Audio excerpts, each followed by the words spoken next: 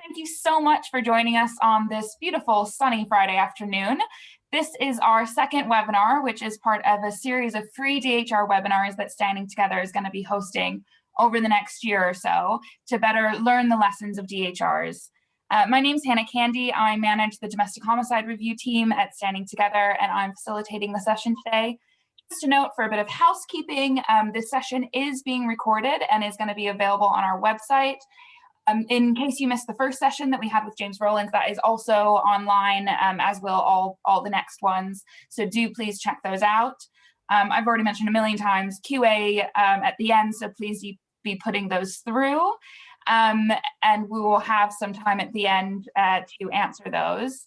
If you are tweeting, have all that Twitter stuff up on this page for you guys now. Please do either tag us or hashtag so that we can see the conversations and any observations that people are making. For those of you who may not know Standing Together or didn't join us at the last one, just to quickly say, we're a national charity whose aim is to end domestic abuse by changing the way that local areas respond to it. We believe that the best way to do this is through an approach that we pioneered in the UK called the Coordinated Community Response. Only through doing a coordinated community response can we ensure that local systems truly keep survivors and any dependents safe, hold abusers to account, and ultimately prevent domestic abuse. We work with a range of professionals. We have a range of projects, a lot of trainings that we do for criminal justice partners, health, housing, MERICS, social services, local authority, faith groups, et cetera, et cetera. If you're interested in learning more about any of our projects or any of the training, go to our website or just get in contact with us, and we'll be more than happy to talk to you about that. In terms of the DHR side of things, which is why we're here today, Standing Together has been involved in the DHR process since its inception. This has really allowed us to build an invaluable body of knowledge and skills.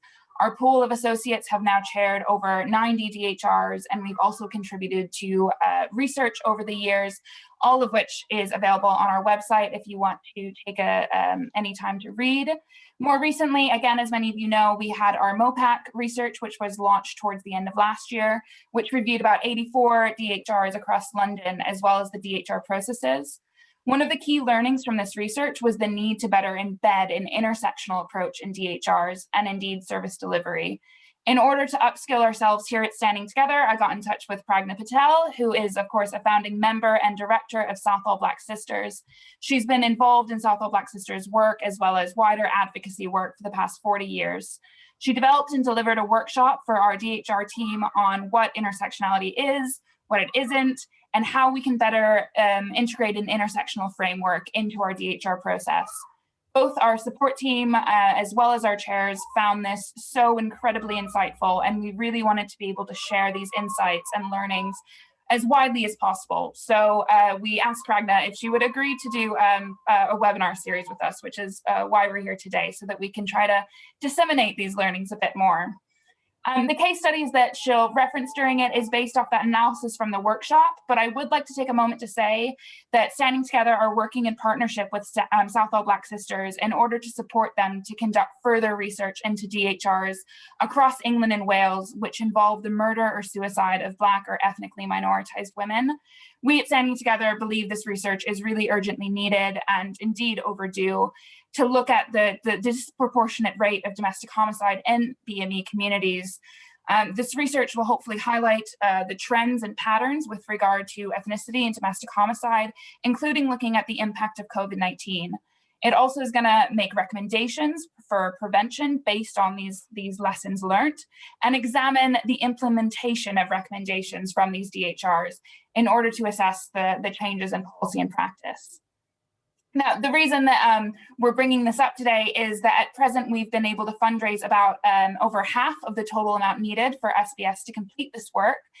So just to say, if your area or service is interested in helping to fund this work, please do send me an email or get in touch with anyone from our team to learn more about it. We're about £6,000 away, so we're really close at this point.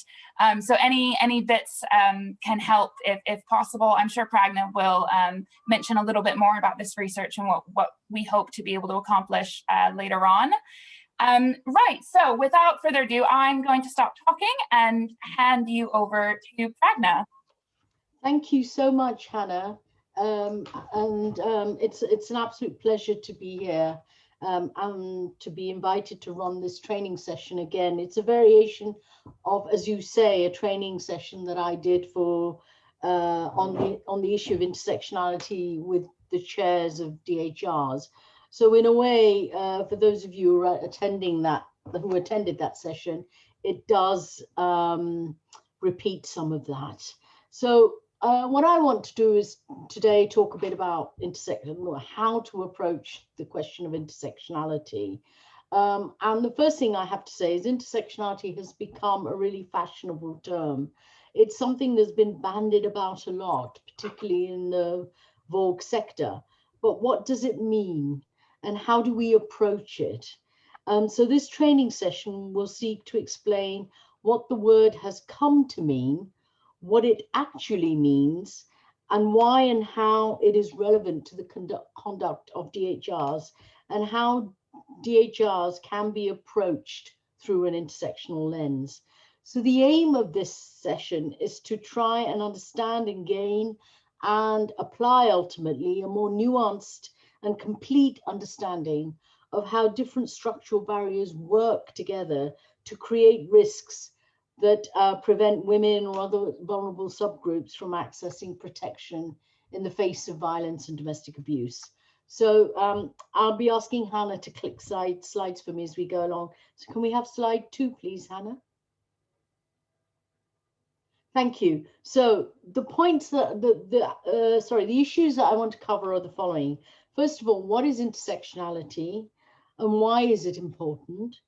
Just briefly touch on how intersectionality crops up in the work of SBS, and the question, and then come back to the idea of, is intersectionality a question of overlapping identities, or is it a question of overlapping structures of discrimination? Next slide.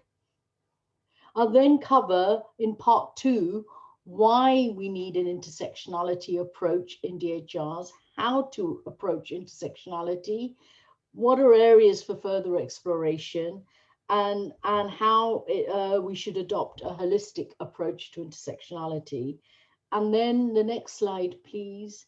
Lastly, part 3 is suggestions for embedding intersectionality in the work of DHRs, whether as panel members or as chairs. So next slide, please, part 1.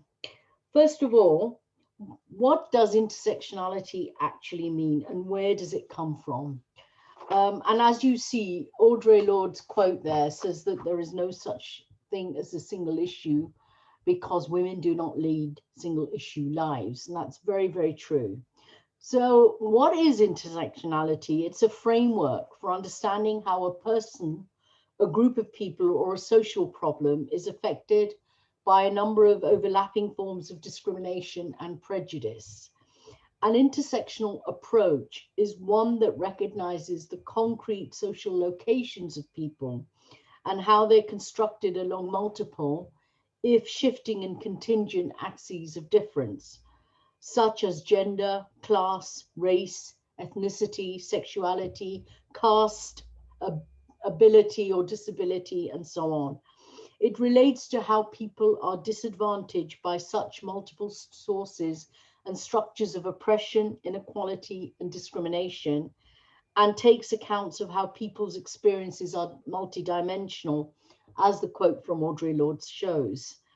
Significantly, though, intersectionality recognizes that each inequality marker, for example, female or Black, does not exist independently of each other.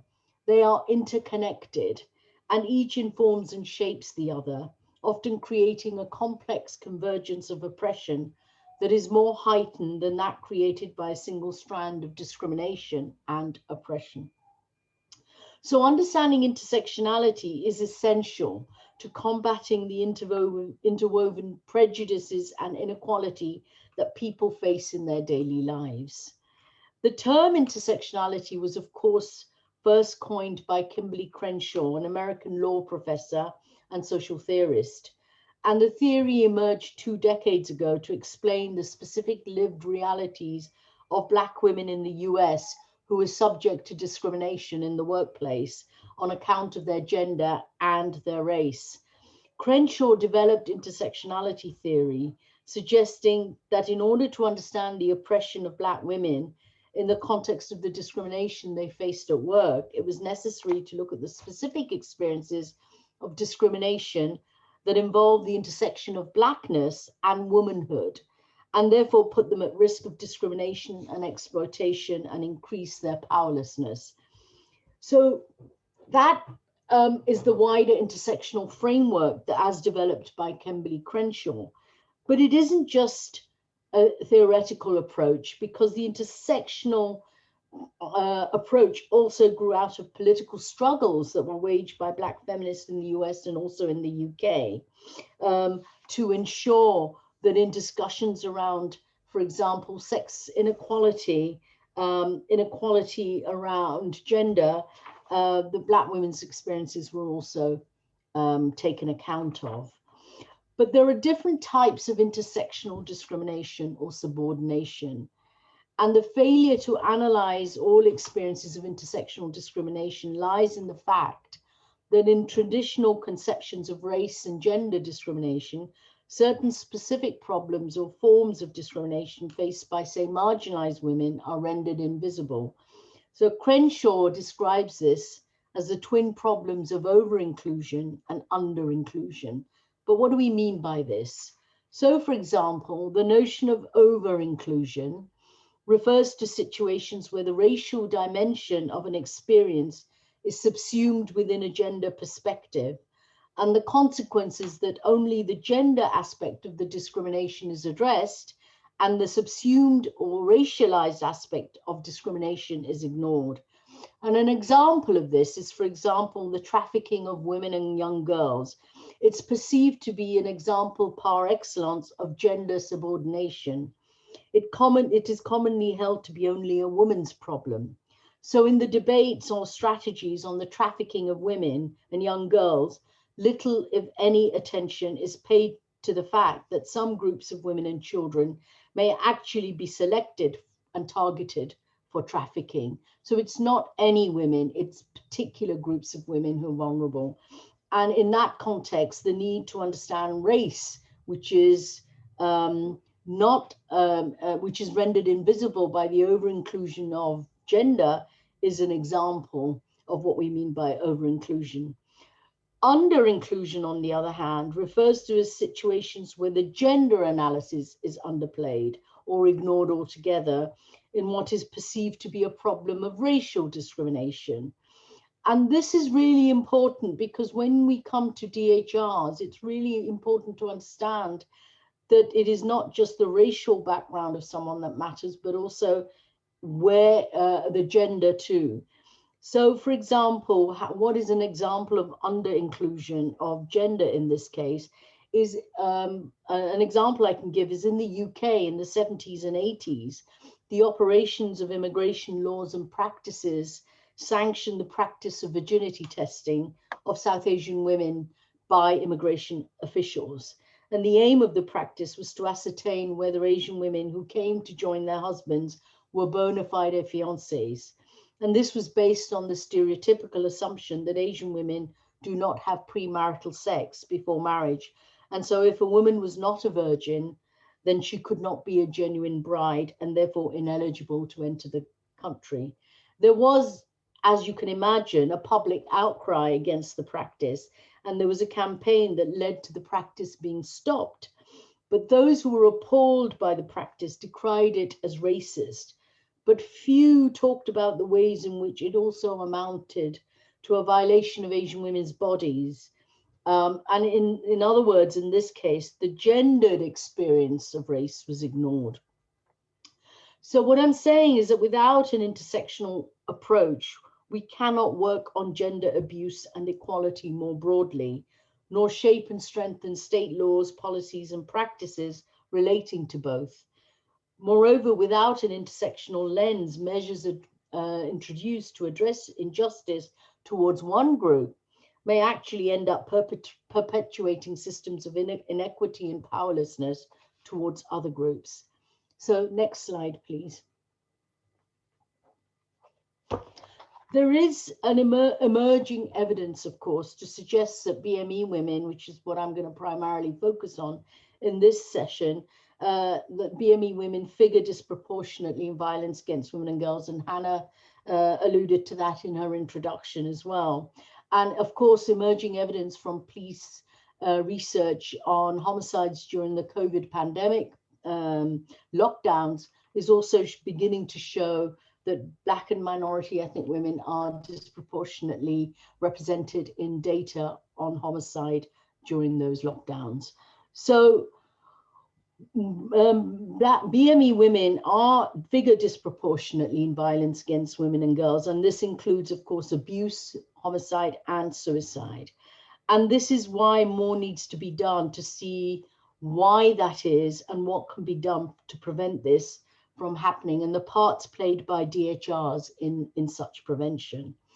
In our day-to-day work, what we see at Southall Black Sisters is that women who come to us face considerable internal and external barriers when attempting to exit from abuse and oppression. And for many women, culture and religion, and the two are indistinguishable in reality, are formidable internal barriers that work not only to prevent their exit from abuse, but to also justify and impose patriarchal control over their bodies, their sexualities, their emotions, decisions, and actions, preventing them from expressing their own free will and from enjoying their fundamental human rights, including the right to choice in marriage, the right to sexuality, and so on.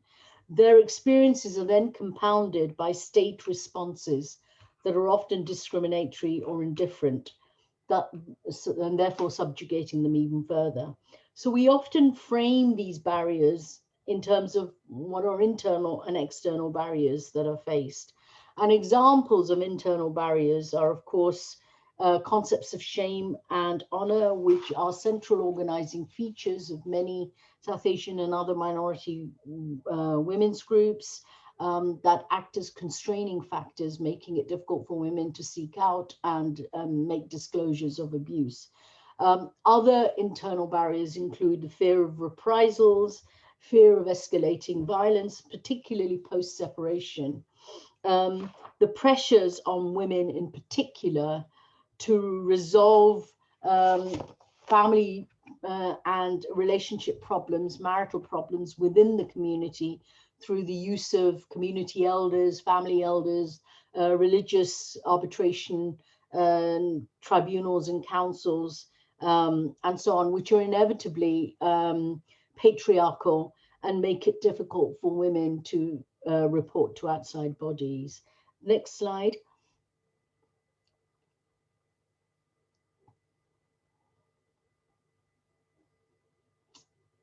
Okay, other internal barriers include, sort of overwhelming feelings of obligation and duty towards perpetrators, and in the case of particularly BME women, maternal and paternal family and relatives where they live in contexts of extended family structures, the fear of the impact of separation on children and siblings, particularly siblings where, because honor transfers, or dishonor rather, transfers to siblings too, and creates further stigma for families. Of course, acute isolation and social ostracism as a result of transgressing family and community norms, fear of the unknown, lack of awareness of rights, lack of English language, lack of ability to navigate the legal and welfare systems, and the list carries on. The next slide, please. Financial dependency on perpetrators, and this is particularly problematic if the victims have no recourse to public funds and have uncertain immigration status. And then, of course, just general feelings of exhaustion and uncertainty about the future, low self-esteem and self-confidence, depression, and in some cases, women are even, as part of the dynamic of coercive control and abuse, women are actually dumped back in their countries of origin, thus making it very difficult for them to return. They're often separated from their children. And the whole point of that abandonment is that it's a form of abuse in itself, designed to instill uncertainty and fear about their futures, destitution, and so on, in relation to the victims, and to prevent them, deprive them from accessing any form of rights by dumping them abroad. So all these internal factors means that it's very unlikely, it's very difficult for women to take any form of action to protect themselves unless they're really confident that they can face the shame, the stigma, and isolation that will ensue for leaving an abusive marriage or family. And I should add to that also the fear of destitution that will ensue. And the fear of violent revenge, lack of support, and general isolation is so intense that actually BME women make many attempts to reconcile before they're ready to leave a violent relationship. We need more, and that's part of why we need to do better research, because we need to really improve the evidence on this. But generally, our experience at SBS and that of many other organizations show that BME women tend to tolerate abuse for longer periods of time, which means that they're at risk of more and more lethal forms of violence. The next slide, thank you, shows all the external barriers that are also encountered when engaging with state agencies. And these include, of course, immigration, asylum laws, and the wider general hostile environment, which makes it very difficult for women to leave an abusive situation if they know that they've got nowhere to go and they have no access to the welfare safety net. And their immediate fear of destitution and deportation keeps them trapped in situations of prolonged abuse. Fear of hostility, of course, racism from the outside society generally, and this is particularly true of BME women who perhaps are living in unfamiliar surroundings where racism is perhaps more overt, making it very difficult for them to survive outside of marriage and community networks. And then, of course, institutional cultures of disbelief and indifference in relation to violence against women and girls continue. And the next slide.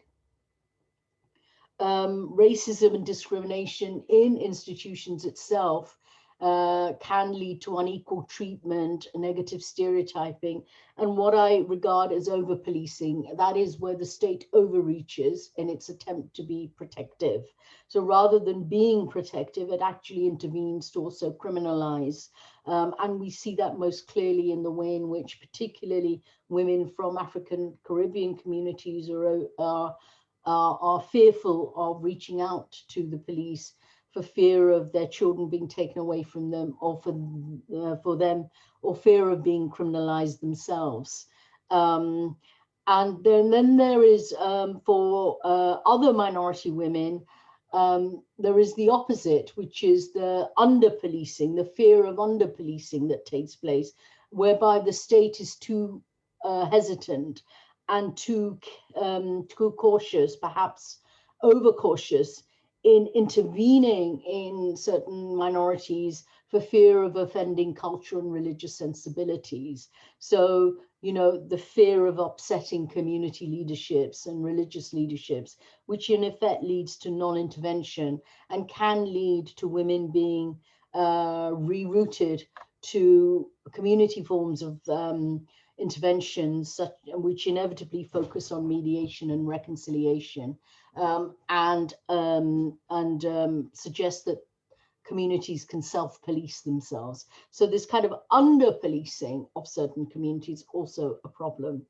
And then finally, of course, the lack of suitable facilities forms a formidable barrier, particularly interpretation. And in these times of austerity, interpretation and translation facilities are the first to be cut, which makes it particularly difficult for women to express themselves and to really be understood when engaging with institutions and outside bodies. So the next slide, please. So if I give some examples of how intersectionality has played out in the work of Southall Black Sisters. So if we look at, for example, the intersection of gender-based violence with migration, And it's one area that we have particularly highlighted over the years. It refers to how BME women face heightened forms of discrimination when there is the overlap of immigration laws and gender-based violence. What we're seeing is the first-hand ways in which discriminatory immigration laws and policies impact on women's experiences of abuse and their ability to access the legal and welfare safety net, and in doing so, protection. I would say that the experiences, the experiences of org faced by migrant women in particular are some of the most extreme forms of physical, sexual, emotional, and financial abuse that we see, because what we're seeing is routinely women reporting how they're subject to domestic servitude or even slavery, imprisonment, complete isolation, rape, sexual violence, abandonment in countries of origin that I've referred to earlier, and complete financial abuse. And these are made possible precisely because of the ways in which immigration laws and policies operate to create absolute financial dependency on abusers, and operate to tie women's rights to their immigration status. So women without status are more likely to face such extreme forms of abuse. And many have had their documents taken away from them, and they're really kept in a state of constant fear. They fear being deported, they fear being rendered destitute, or both. And in this context, immigration laws and policies themselves become useful tools of oppression in the hands of perpetrators, who also enjoy impunity from prosecution because women are too afraid to report them. So what we see here is the way in which immigration policies trap women in abusive and exploitive relationships, but actually do more. They actually reinforce and reproduce patriarchal control and coercion and gender inequality, as well as class inequality and race inequality at one and the same time. So that there tells you how complex that interface between gender-based violence and immigration is. The other area that I could sort of very quickly touch upon is, of course, where there is the interface between gender-based violence and socioeconomic status. And the interface of both creates marginalization and powerlessness amongst particularly Black and minority women, who often already experience higher rates of poverty than other women in the UK. And the COVID-19 pandemic has also highlighted growing racial, socio-economic, and gender inequality. Lesbian, gay, bisexual people in BME communities also experience increased stigma and discrimination, particularly where their sexuality and ethnicity intersects with religion. And the stigma can both put LBGT people under greater pressure and make them less willing to identify publicly as LBGT, therefore making it harder for them to access services. And then finally, although I'll come back to this in more detail in the latter part of this session, I do want to touch on gender-based violence and religion and culture, because what our experience shows is that a key component of women's experiences of abuse is the role that religion and culture plays in shaping not only their understanding of the abuse that they experience, but also the exit options that are available to them. So religion and culture in women's lives are used to justify abuse and impose sanctions on those women who defy family and community values, those women who transgress those values.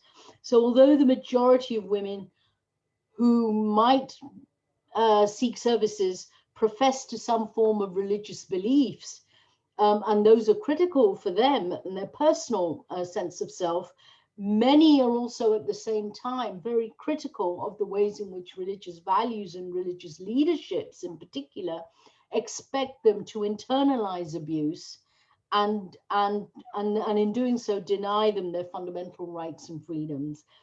So religion and culture within contexts of family and community must be seen as forms of structural discrimination that women and girls experience. And I do want to come back to that when we look at DHRs a bit more closely. Next slide, please. So I have to say that a common mistake that is made not only in relation to DHRs that I've seen, but also generally in the Vogue sector is understanding intersectionality as an issue of identity. And it's almost always, intersectionality is almost always talked about as a process of overlapping identities.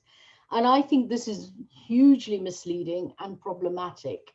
And you can see this quote from Crenshaw, this powerful quote that actually refers exactly to that.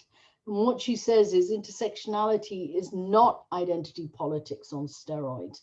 It's basically a lens, a prism for seeing the way in which various forms of inequality operate together and exacerbate each other. So I'm really concerned about intersectionality being reduced to a question of overlapping identities. And a lot of literature on intersectionality always talks in these terms, but I think it is vital that we don't fall into that trap and we don't reduce intersectionality as simply a matter of adding up identities, even as a shorthand, because it tends to distort what we really should be talking about. And it is dangerous to reduce a concept to identity because this lends towards a tendency to see each strand of discrimination as separate and without connection, which doesn't really help to illuminate how disadvantage arises. And in fact, it could do the opposite, which is it could mask the very inequalities that we need to tackle. There is a danger that the application of intersectionality ends up as an exercise that involves isolating multiple and seemingly endless identities without sufficiently articulating how they interact with each other or other forms of domination and power. I think this is really vital to understand, because if we only talk about identities, we miss crucial dynamics of structural discrimination, such as religion, culture, and family, that also reproduce and exacerbate forms of inequality and create risks. If we miss this part of the jigsaw, we miss the risks associated with these institutions and their inherently discriminatory power dynamics. And family, culture, and religion, for example, have played a key role in preventing women from accessing appropriate support, as I showed when I talked about the barriers. But this is really interrogated. This is a tricky and difficult area, but nevertheless, it deserves to be grappled with if we're to apply a robust intersectional analysis to gender-based abuse. One example I can give is that in many DHRs, for example, religion is often mentioned in the equality and diversity sections. For example, she was Muslim, or she was Hindu, or he was Sikh or Jewish. But what does that mean? What does it mean to identify someone as that? And what relevance does that have to the conduct of risk assessments and the failures of institutional responses? What about the religion or cultural background? And what we don't see is an examination of how that is relevant. Should DHRs approach family and particularly faith-based institutions to tell the DHRs what role culture and religion plays in creating barriers for women, given that they themselves can be invested in the very values that have shaped women's subordination and created risks and harm to women? So there's some really cautionary issues there for us. And I accept and understand that religion is a tricky one. It can be a marker of discrimination by state authorities, but it can also be a marker of sex and race discrimination within communities. And I'll come back to that when I talk to pick out a few examples. So next slide, please. So this is part 2, looking at why the need for intersectionality in DHRs and how to approach them. The first thing I want to say is that, of course, intersectional approach within the DHR framework is vital if we're to learn whether or not specific risks to a particular victims were properly identified and assessed by the relevant agencies, and whether the safeguarding responses were appropriate and adequate, and what, if any, lessons can be learnt for improvement. In this respect, approaching DHRs through an intersectional lens should become second nature in the conduct of all DHRs. And that involves undertaking a more thorough and rigorous analysis of the socio-cultural context of both the victims and the abusers. This involves a detailed examination of how risk, vulnerability, and discrimination is generated through a range of intersecting and overlapping power structures that form complex barriers to disclosure and protection. And so it's necessary to ensure that the barriers faced by the victim, particularly victims from marginalized groups, are understood and addressed, whilst also safeguarding against the stereotyping of victims or perpetrators. Each case, I would suggest, needs to be approached within an intersectional lens, but with reference to its own specific context, history of abuse, and power dynamics, so that a more accurate and nuanced understanding of what went wrong and what lessons need to be learned for future prevention can be reached.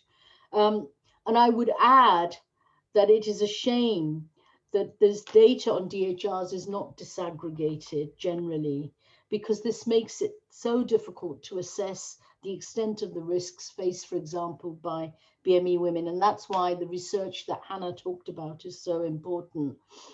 We need to look in more detail at women's experiences, BME women's experiences of the risks, the failures in institutional responses, and to what extent stereotypes and prejudice play a part in such institutional responses. So I've seen some really good examples of how to approach intersectionality in DHRs, but I've also seen DHRs where I think more can be done. And I just want to, before I talk about how to approach intersectionality, I just want to sound a word of caution here about ensuring that panel members understand the difference between diversity and equality, because I think that in too many cases, there's often a conflation of the two. And these are not the same thing. Diversity is about recognizing and accepting difference amongst individuals and groups in society, and placing a positive value on difference, i.e. welcoming difference. But it is not the same thing as equality. And it's no substitute for equality, because understanding diversity and recognizing diversity does nothing to challenge structural discrimination and inequality.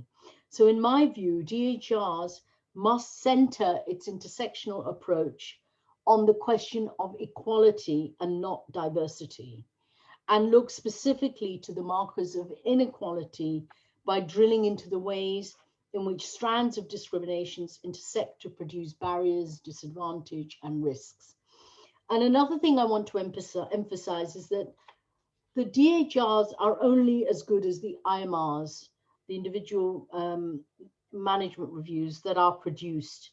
And in my experience of DHRs, I've been constantly surprised by IMRs that make reference to diversity by simply stating the identity of the persons involved, but don't tackle the equality issues at all or in any considered way. And I think DHRs need to demonstrate a consistent, nuanced, and holistic understanding of intersectionality. And this means interrogating the entire social, economic, cultural context and the barriers that are created. There is a need to approach intersectionality in a much more holistic way that looks at institutions of power and discrimination and how they intersect. And so this isn't, you can't reduce this to a tick box exercise because it has to look at how structures of discrimination overlap and what each part played in the overall experience of abuse and the creation of vulnerability, and in how risk was assessed and in safeguarding responses. So what a good starting point to understanding how to approach equality in DHRs and in relation to intersectionality is the Equality Act 2010. It's useful because it sets out the various discrimination strands that DHRs need to take into account when thinking about intersectionality. Indeed, many of the DHRs I have seen do take this as a starting point. So there is good practice here, because often the chairs will begin by listing the protected characteristics found in the Equality Act itself. So the Equality Act recognizes that historically certain groups of people with protected characteristics, such as race, disability, sex, sexual orientation, for example, experience structural discrimination that needs to be addressed not only through the law that outlaws discrimination, but also that promotes equality of opportunity. And this principle is enshrined in the public sector equality duty. And before I say that, I would just like to remind everyone of all the protected characteristics that are set out in the Equality Act. And they are age, disability, gender reassignment, marriage or civil partnership, pregnancy and maternity, race, religion or belief, sex, sexual orientation.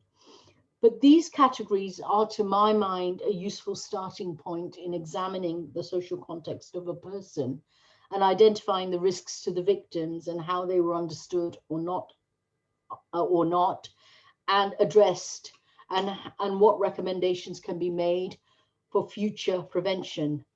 The key is to take a holistic approach to these and other categories and contexts.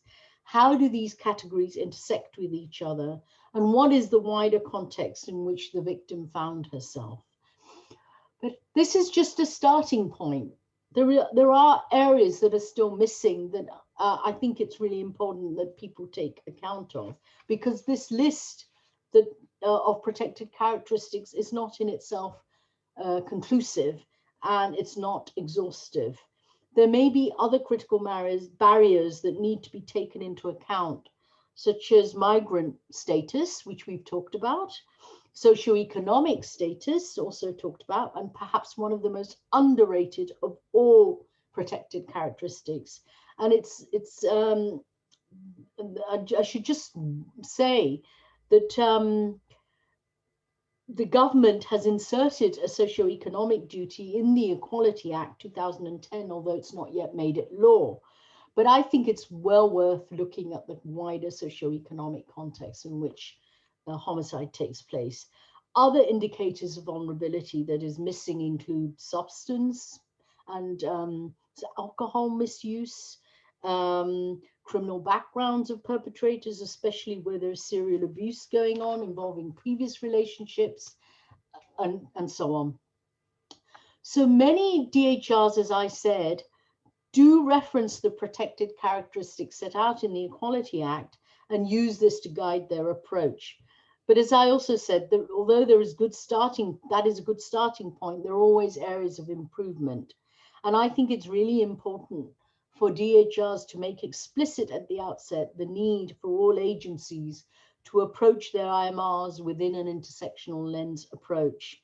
And many agencies fail to analyze, as I said, give an equality analysis of their conduct in a case. And this means that panel discussions can lead to equality strands being addressed as add-ons at the end of, rather than as core aspects of the analysis.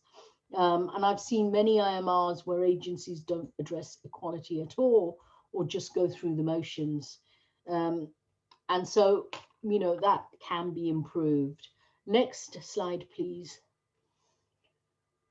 So I come to part 2 to look at key areas for further exploration, particularly in DHRs. So in my experience, having analyzed some DHRs, both of those that I've been involved in and those I haven't, I'm looking particularly in this section at areas for improvement in terms of how to analyze key equality strands and their intersections. So if I first look at the issue of race and interracial relationships in particular, I I think that there is a tendency to understand race dynamics in a very superficial way.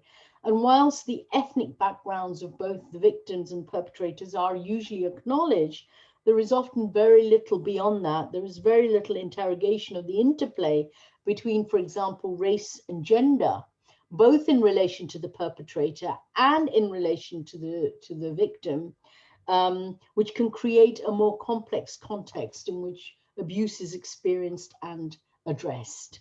So if I look at the issue of interracial relationships first, if I give you this scenario, I think we can then look at what aspects of this particular scenario deserves further interrogation. So here we have a South Asian woman married to an African Caribbean man who killed her following prolonged abuse and coercive control. She initially kept a relationship with her husband a secret and even endured a period of estrangement from her family, although she did repair her relationship with them later on. She did not disclose the abuse she was facing to her family, as she did not want to involve them. So what we see here is the need to absolutely look at the interracial relationships here, rather than just acknowledge the ethnic backgrounds of both the victim and the perpetrator, because if you look at that relationship, there is specific dynamics of their own, and the interracial relationship itself can become a significant barrier to disclosure of abuse. And there are two specific points I want to make about this. The first point is that often in these kinds of scenarios involving South Asian women married to men outside their religious or cultural communities, is that where families disapprove of the interracial relationships or marriage, it can make it doubly harder for women to exit for fear of being perceived to have brought the abuse on themselves by their families and communities because they have chosen their own partner. So we need, in this instance, to explore how in South Asian communities, considerable prejudice towards people of African and Caribbean backgrounds is still prevalent.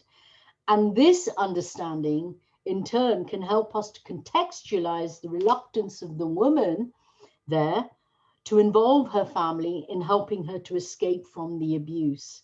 So although her relationship with her family had been mended, she may have felt the burden and personal responsibility of resolving her problems on her own.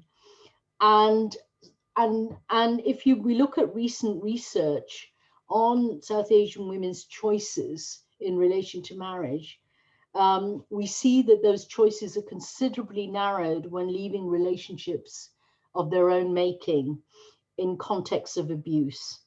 They often stay in abusive relationships longer and experience a greater sense of shame and isolation from their family and community. So if we look at the next slide, for example, thank you. We see that in one specific study, it is noted that choosing their intimate partners, the South Asian women were perceived to be transgressing gendered norms. Their subsequent experiences of intimate partner violence within the relationship brings to the fore the consequences of their decisions where the act of choosing a partner becomes the barrier to leaving the abuse and the abusive relationship. So here we have in this particular study, a woman who went through abuse who said, I chose it. I'm the one who got myself into this, and it's my job to put up with it.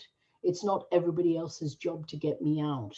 So that is an example of the ways in which one needs to understand the dynamics here, going beyond just recognizing the ethnic backgrounds, but actually understanding the power dynamics here and how they intersect with gender, ethnicity, and family structures. Here's another dimension to the problem of interracial relationships on slide 16, please. So here we have a scenario involving a highly professionalized South Asian woman married to a white man who killed her in a frenzied attack after she threatened to leave him with her young child. Prior to the killing, she reported her experiences of extensive coercive control involving financial and psychological abuse, manipulation, and deception to the police and social services, but not her family. The police and social services dismissed her account of abuse, undertook no risk assessment, and claimed that she was acting bizarrely and had exaggerated the abuse and her fears. It transpired that they'd been talking to her abusive husband, who'd made counter allegations against her, suggesting that she was trying to take the house and the family savings. Can I just add that these are all actual cases? So these are not made up scenarios, they're actual scenarios that we have encountered in DHRs. And what we see in this scenario is that what's important is not only to note the multiple failures on the part of the police and social services in relation to their dismissal or minimization of the abuse that the woman faced, but actually, what needs to be done here is to interrogate more closely the equality implications that are actually arisen from the interracial dynamic of the relationship and the institutional, in other words, the police and social services response to that. So did race, for example, did race prejudice play an important part in how the professionals responded to the victim and the perpetrator? Did they pay more attention to the perpetrator because he was white? Now, in our experiences where there's been these interracial relationships involving BME women and white male perpetrators, we see often the ways in which it's the white male perpetrators who are believed, and it is the BME women who are dismissed, and in some cases, actually even arrested and label the perpetrators. So in other words, we see the ways in which institutional responses can actually go on to criminalize the very victims. And that comes out of the way in which they respond to the interracial relationship dynamics that goes on here, where one is BME and the other who has the power is white. So I think, paying close attention to that would be important if you had a scenario like this, and not just the usual, what are the institutional failures? Were the institutions minimizing gender-based violence because, there's a culture of disbelief? But beyond that, how did their understanding of race also shape the way in which that culture of disbelief is manifesting? And there is another point I want to make about this. Of course, the obvious thing is that this kind of response creates barriers for BME women seeking support. But does it matter if the police and social services response, the same response that I've given you, comes from the same background? So say that it's South Asian police officers or a South Asian social worker who responds in this way. Does it matter then? Would this analysis that I've talked about be cancelled out? Would it not be relevant? I would say it is still relevant. And the reason it's relevant is because what we need to be talking about is not individual officers and their ethnicity, but the institutional cultures and the institutional responses. Because otherwise, what you're making, the assumption that will be made is that professionals from the same ethnic background are unlikely to have race or other prejudices, which is clearly not the reality. A combination of prejudices, in my view, even if they're from the same people from the same background, lent more sympathy to a white man coupled with stereotypes about Asian women acting hysterically, in inverted commas, and this prejudiced, this kind of prejudice, the institutional response. And it doesn't matter what the officer's own ethnicity might be. This is still an institutional response. The other thing I would say, the other aspect of this that I would interrogate a bit more is here we're talking about a highly educated professional BME woman. And so, you know, were there prejudices in terms of the institutional response against a woman who is highly professional, because it is assumed that she has agency and autonomy? And did that work against her? And I have had cases where BME women from highly professional, educated backgrounds are somehow assumed to have greater responsibility, to take greater responsibility for their own safety, because it's assumed that they can navigate their way through institutional legal systems and so on. So in this case, a proper and intersectional analysis of how race and sex interacts, and the overemphasis that was given to her demeanor, acting hysterically, bizarrely, and so on, and possibly her education and fluency in English. All of this may have played a part in the failure of the agencies to assess her vulnerability and her risk to violence. Next slide, please. So another area that deserves further exploration, I don't think we do enough of this in DHRs, is to look at the migrant status of the women who are victims of homicide. And here, as I've already touched on at length earlier on, we're talking about the overlap between migrant status and gender-based violence. And it's only recently being now explicitly examined in DHRs. But we still don't know how many women who have been killed had unsettled immigration status. If we look back at all the DHRs that have been conducted, very few will have noted, documented the background, the citizenship, the migrant background. And yet this is such an important risk factor, particularly for migrant women who don't have access to routes to protection or the welfare safety net that's available to other abused women in society. And we know that, you know, it's to be noted that the police and the government itself has recognized uncertain migrant status as a key risk indicator in gender-based abuse. And so I've touched on the ways in which lack of status creates conditions for coercion and control and financial dependency on abusers, trapping women in abuse and leaving very little or no option of escape. And many of you will know that this is, of course, subject to considerable campaigning by many of us to bring about change so that migrant women are better protected.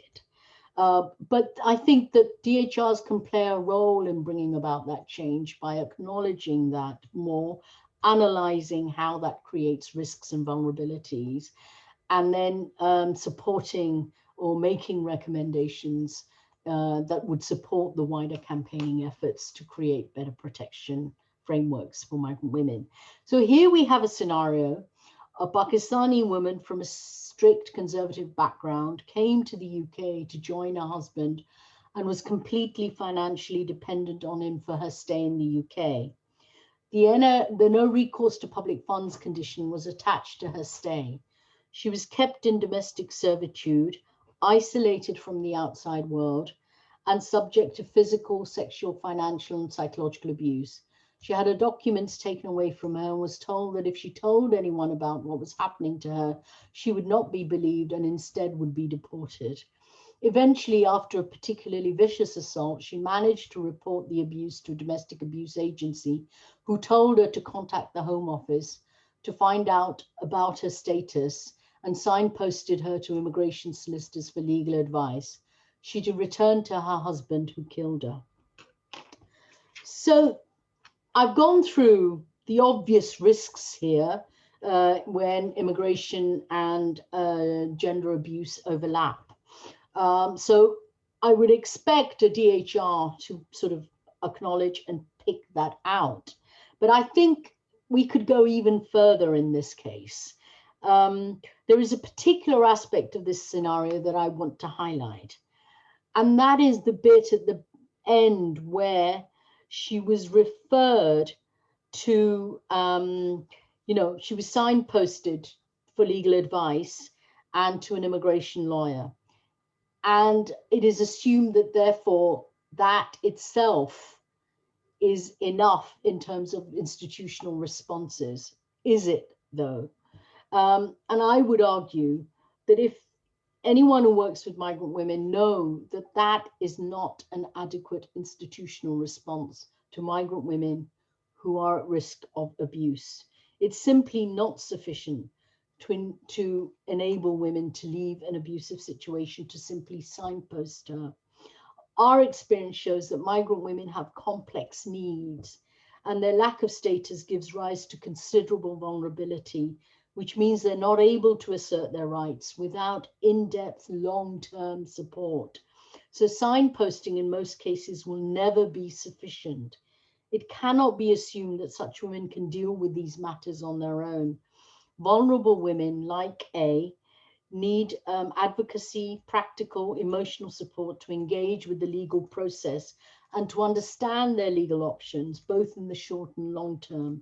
It is never enough to simply signpost without also assessing a woman's ability to navigate the legal system and ensure that the advice given is understood and acted upon. Migrant women often need support throughout the process of regularizing their stay, which means that the support needs to be long-term in nature and holistic in nature.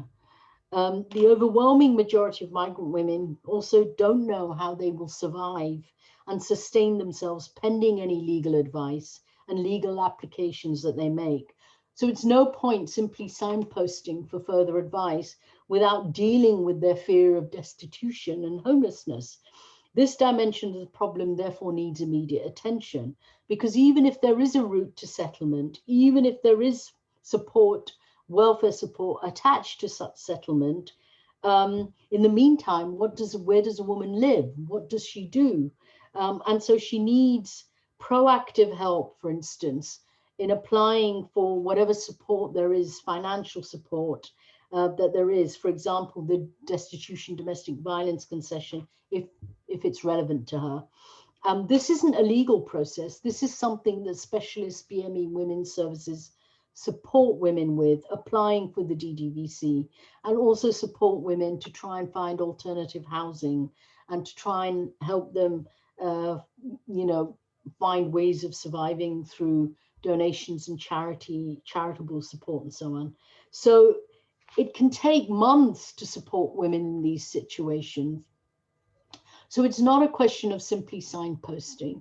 A better institutional response here is to refer such women to specialist organizations that could have helped her both obtain legal advice and navigate the legal system that would have involved, and to get the extra wraparound holistic support that she would need, and to look at alternative ways of housing herself in the meantime. These are all part and parcel of the essential support that migrant women particularly need. So in this case, an analysis of migrant status as a risk indicator and as an indicator of vulnerability requires a response that is adequate. Otherwise, you're simply just reinforcing the risks that are present. And in this case, I'm not surprised she returned to her husband, because she wouldn't have known what to do. She wouldn't have known what to make of the legal advice and how to deal with it. And I'll come back to the issue of contacting the Home Office herself in a minute as well. But she wouldn't have been able to handle this on her own. And she would have been perhaps anxious and fearful as to what it would all mean, and therefore would have thought it safer to return home instead. So what is particularly also worrying about this situation, this example, is the advice that was given to her to contact the Home Office herself to learn more about her status. That's so problematic, because such advice can generate further risks and harm to women with insecure status. Many, as I've already said, are fearful of being the subject of immigration enforcement. They're going to be fearful of being deported and detained or arrested as a result of contacting the Home Office without any kind of representation and advocacy and support. And it's never good practice to advise this in any circumstances. And you will have seen that there has been considerable campaigning on the part of women's organizations to prevent data sharing between the police and Home Office for precisely this reason, because it actually generates further risks for women.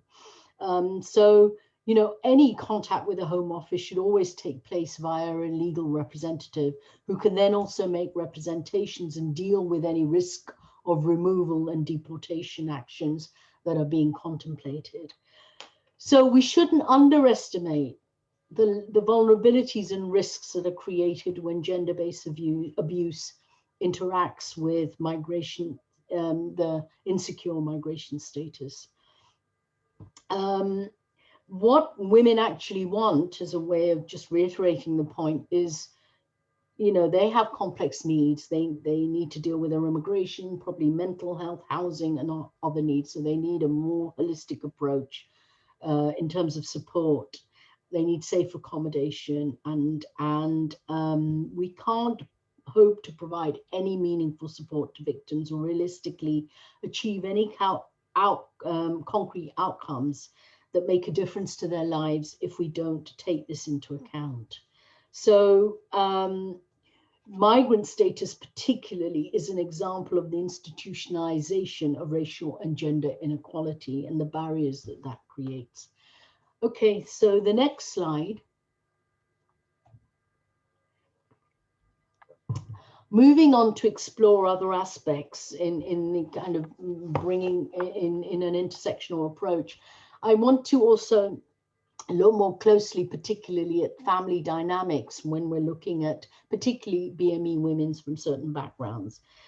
So I've already said at the outset that family structures themselves and family values, particularly in BME communities, can shape and do shape women's experiences of abuse. They shape their understanding of their abuse, and they shape their options in terms of leaving abuse. So understanding family dynamics is also quite critical. So here we have a scenario of S. She was subjected to considerable abuse and eventually killed by her husband. She didn't tell anyone about her abuse. Her family members, her father in particular, was asked what they knew of her experiences of abuse.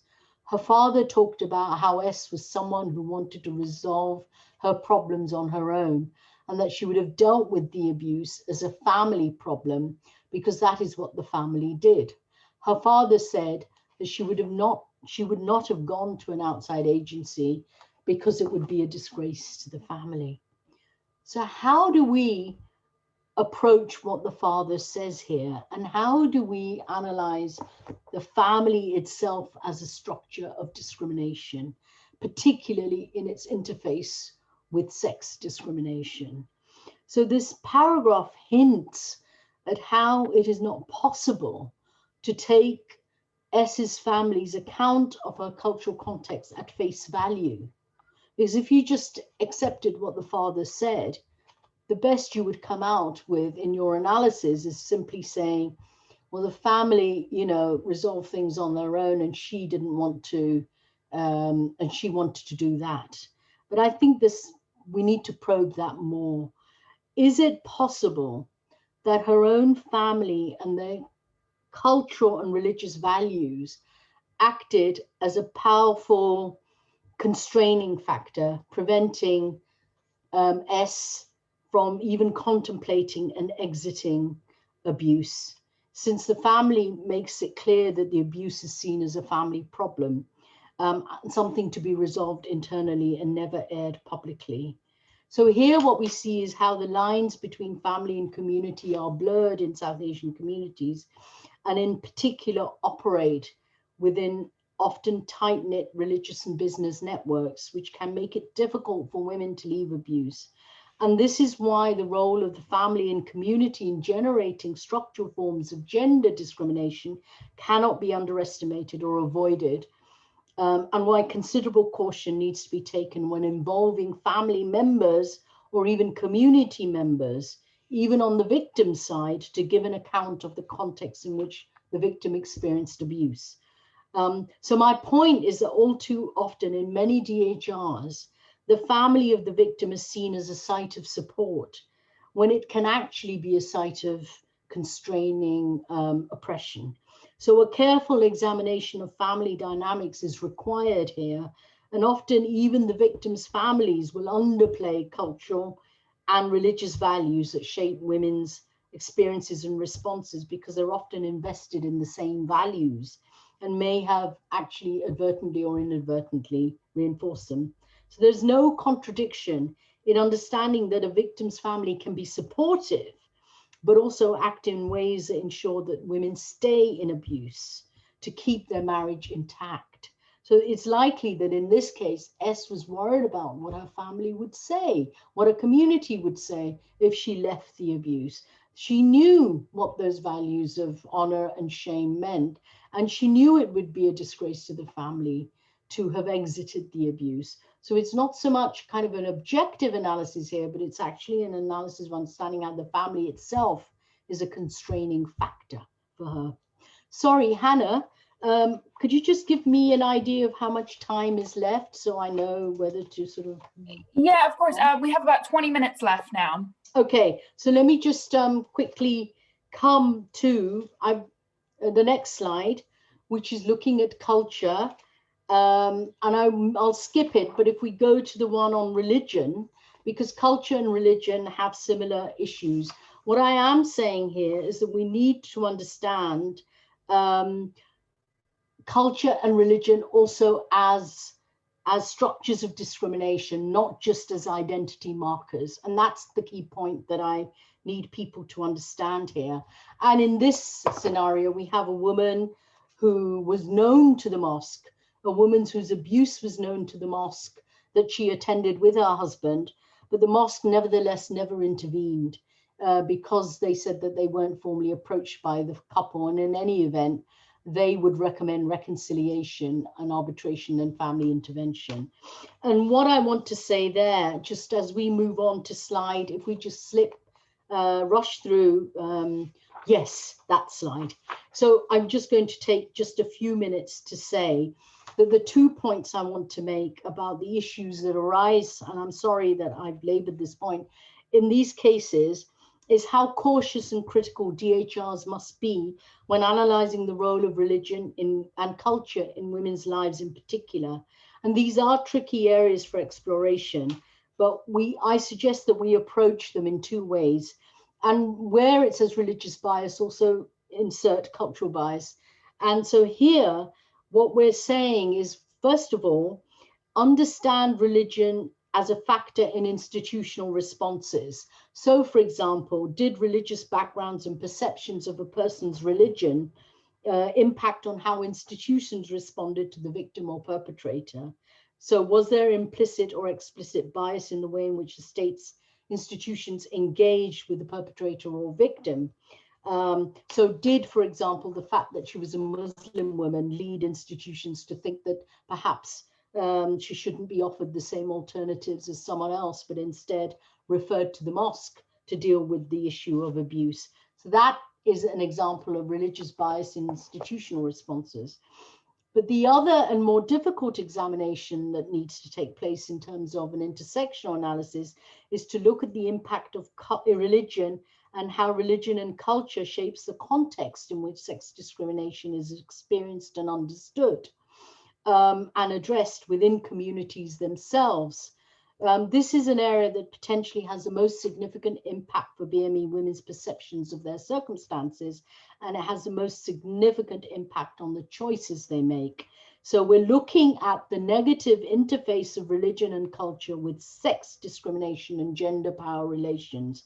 And it's one of the most overlooked categories in intersectional analysis, and yet it contributes to and perpetuates women's experiences of abuse and marginalizations and heightens their risk of harm. So religion itself as a form of gendered discrimination against women is really important to understand. What are the religious values that justify abuse, that constrain women and prevent them from leaving abusive relationships? So next slide.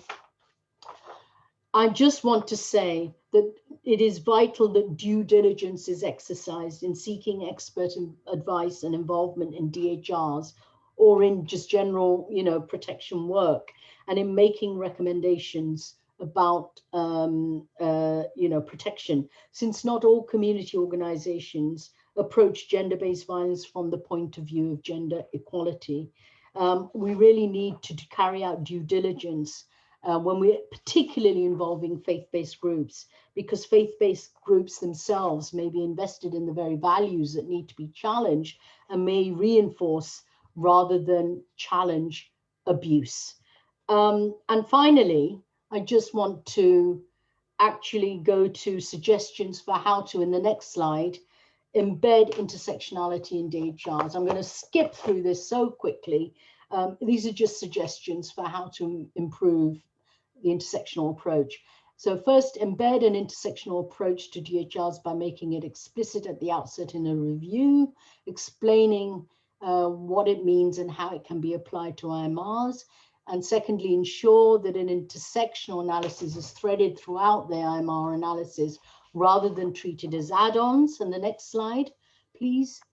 Avoid a tick box approach to intersectionality. I've said that. Instead, adopt a holistic approach so that all the complexities can be captured and risks properly analyzed. The next slide.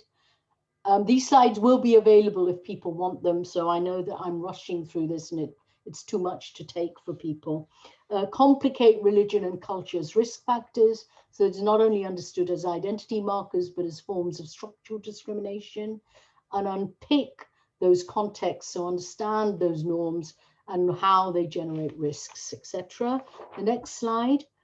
Avoid getting past the idea of not wishing to offend cultural and religious sensitivities. That's so important. So avoid the uncritical use of family, community, religious members to explain cultural and religious values. So they may be invested in those values. They cannot give an objective analysis. They cannot give a gendered analysis often, and need to locate what family says within a wider framework for understanding structural discrimination.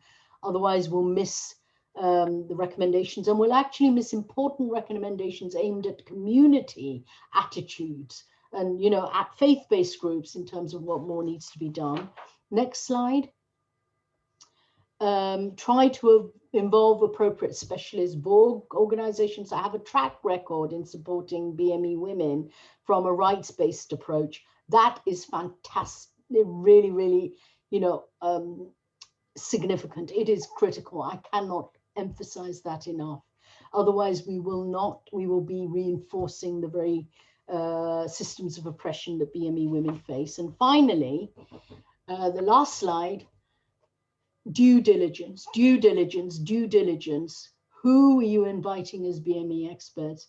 Do they have a track record in combating gender equality, rights, and justice?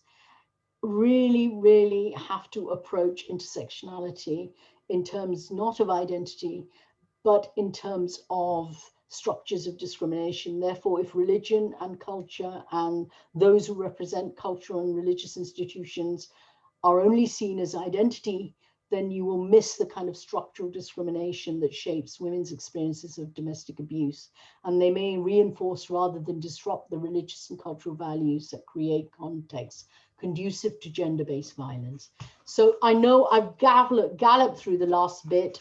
I'm sorry if I've taken up a lot more time. I do apologize, but I hope it's helped in trying to show that actually the exercise in applying intersectional analysis and intersectional lens is more complex than we think. Thank you. Thank you so much, Pragna. I'm just going to stop sharing quickly. Thank you so much. Such an interesting presentation, and so much to kind of soak in and think about. We've got about 3 questions, some really good questions coming through.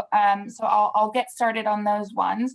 If people do have other questions, please send them through, or because we do only have 15 minutes, if you have other thoughts or you think of something later, please do get in touch later on. So for our first question, Pragna, how can we get more women from South Asian diaspora to come forward and report domestic violence they've endured? We all know the crime exists, but getting people to speak up and not be afraid is such a challenge. Very simply, I think through the existence and support of specialist BME services. Many specialist Vogue, BME women's services are being decimated. And yet BME women's services have been in the forefront of bringing all the awareness that people have around the specific problems faced by BME groups. So I think supporting the need for services, lobbying politicians in any forums, raising more awareness about BME women's need, that's the best way, because we are best placed to understand the trends, the patterns, the forms of violence that women face, the structures of discrimination that they face internally, and they're best positioned to challenge it. We really need more awareness campaigns. We need to invest in the very organizations that have created this awareness even more so that more women feel that there are confidential, safe spaces for reporting. We can't get away from that. That's what's brought about change. It's women that have brought about change. It's BME women that have brought about change. So we need to carry on supporting the very valuable work of specialist organizations to raise more awareness and make, help encourage women to come forward and not be afraid. Absolutely, extremely well said, and I couldn't agree more. The next question is about a case that you mentioned. So you mentioned a case in which a white British man had been clearly believed over the allegations of his BME female partner. In the context of DHRs, what type of learning and then therefore recommendations would you propose to deal with a situation such as this? Yeah, I did want to make this a bit more interactive when I was putting this case studies, but there were so many participants that it wasn't conducive to that.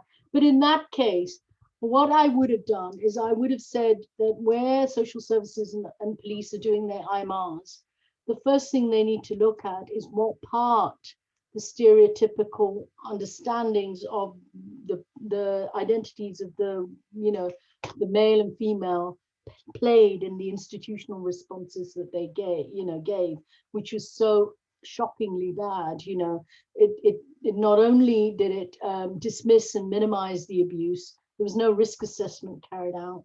And what was worse was that they then went on to claim that this woman who was clearly fearful in front of them, reporting the abuse, was acting hysterically and bizarrely. The whole thing was problematic from so many points of view. But for me, one of the questions that I would have wanted to see answered is what part did their understanding of the women's and the perpetrator's ethnic background play in their response?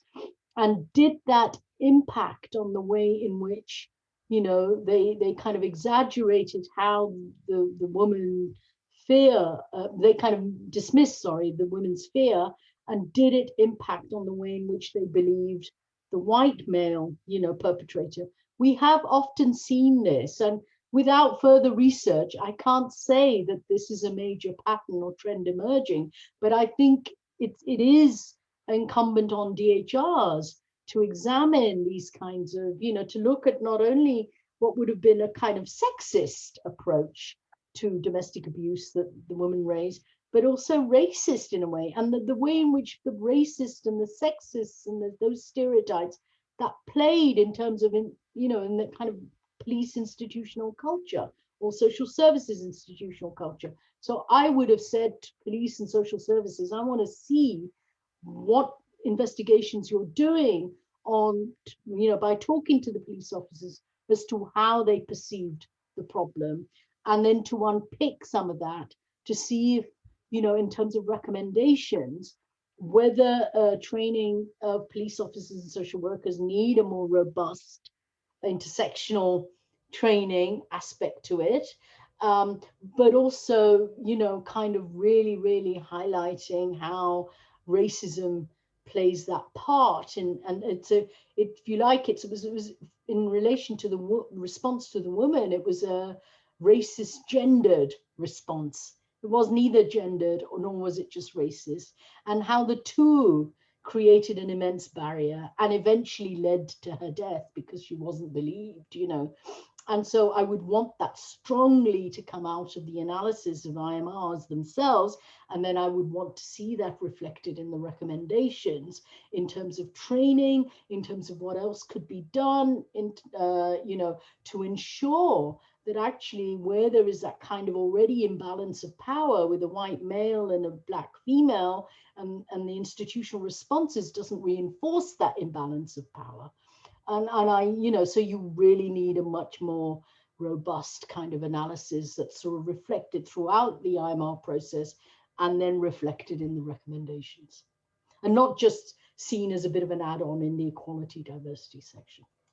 Absolutely, thank you. And for those of you that may have joined late, the research Pragna mentioned is some research that we're trying to help fundraise for Southall Black Sisters to do some analysis on DHRs across both London, but rest of England and Wales, to specifically analyze cases of minoritized, Black or minoritized women. So if you do think that you would be interested in helping to support this, please get in contact with us. Yes, if there are any we keep money you it. think we can tap into, let us know. Yes. So we just have a few more minutes, but some questions are flooding in now. So we'll try to see as many as we can get through before time's up. So the next question is around, and apologies if I don't say this right, is how can we challenge with young women in schools these issues in well-being and PHSE sessions? Absolutely. So I could spend a whole seminar on this, because I could not agree more that, you know, we've got to, if we're looking at prevention, we've got to look at what we do in schools, and the education sector is so important. Yet the dilemma is this, and this is again where we have to complicate what goes on. You would think, wouldn't you, normally, that, you know, what we need to call for is a compulsory PSHE sessions in schools, where, you know, violence against women and girls, violence, abuse, domestic abuse is taught. People understand what risks are, what abuse is, what risks are, how to protect. Young people need to know that. What is healthy relationships? You would think that that's a straightforward call, that there should be more funding and resources put into schools where there are compulsory PSHE classes. This is why I come back to this idea that I do want to see that, but at the same time, we have contradictory policies that the government enacts that undermines that very thing. And for example, let me give you a very good example, because the area of work we're doing at the moment is the ways in which certain right-wing, conservative, religious forces in communities are doing the very opposite. So they are now campaigning for children to be withdrawn from PSHE schools, BME children. On what grounds? On the grounds of religion, that these are not necessary to their, not compatible with their religious values. So what we are seeing is this opt-out clause, to opt out, to allow parents to opt out of these classes, the sex education classes in particular, as, you know, as a way in which actually the very vulnerable communities, the very people that need access to this information are being locked out of that information. And that is because the government's got these contradictory policies. So on the one hand, you know, let's have PSHE classes in schools, without not enough resources are being put into that, and they're not made compulsory regardless of the status of schools in all areas, in all ways. And at the same time, allowing parents to opt out of these very classes. And we would argue that there should be no parental opt-out, that all young children have a right to access information, have a right to knowledge that will enable them to stay safe. You know, that's a children's right. And it's about children's rights, you know, human rights. And so if you have these contradictory policies, you're going to continue to get groups of very vulnerable young people who don't understand abuse, who don't understand what a healthy relationship is, who don't know how to deal with it and how to get out of it.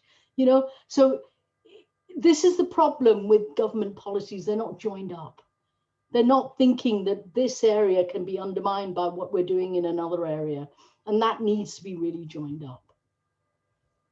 Thank you so much, Pragna. I'm afraid that we're now kind of out of time, but I will just say there were a few further questions. At the end, you should get a survey. And if you do want those answered outside, I just noticed that the main one is anonymous. So please put your email and let us know what the question was, and we are happy to. I'm happy to respond. Absolutely. I do appreciate that this was quite a long session, a lot of information, and not enough time to have a discussion. We could spend all day on it. We could do multiple sessions on it. I just want to say thank you so much for Pragna for agreeing to do this, for sharing your expertise. It's always a pleasure to hear you speak, and always raises more and more reflection for me. Thank you everyone for attending. I just want to do a quick plug. Our next webinar is March 17th, and that is with Tien Trang, who is speaking on the topic of fatal adult child to parent abuse. We have another one in the works, which the link has not yet been sent out for, but it will be in May time, and it'll be around mental health learnings. So it should be really interesting. Please do look out for that. If you'd like to be put on the mailing list, please do get in touch. As I said, that survey also has a space to give us your email address if you'd like to be alerted. Also, if you would like to hear about a particular theme or indeed be a speaker, please get in touch, and I'm happy to talk about that with you. Also, just to say, AFTA, which is another leading organization, charity in DHRs, are also doing some free DHR webinars over the next year. Their next one is on 9th of March, so please do look out for that. If you are interested, we can post a link in the chat. Other than that, thank you again for joining so much. It has been great to spend this time with you, Pragna. Thank you for having me. Thank you, everyone. Thank you so much. Have a good weekend. Yes, have a good weekend.